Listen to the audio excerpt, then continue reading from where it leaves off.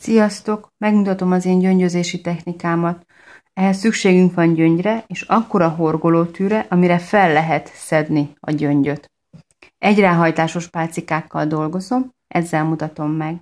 Tehát készítünk egy egyráhajtásos pálcát, klasszikus módon.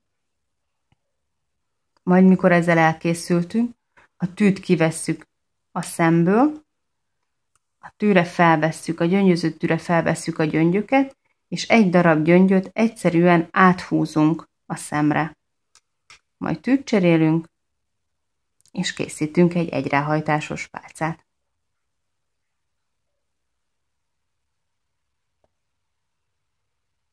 Megint tűcsere, gyöngy,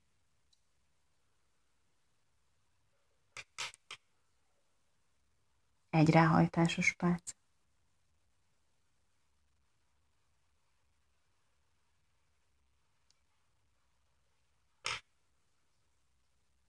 Tűcsere, gyöngy, egyráhajtásos pálca.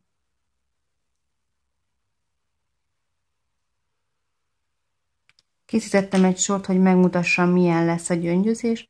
A gyöngyözés így fog kinézni. Mindenkinek sok sikert hozzá, sziasztok!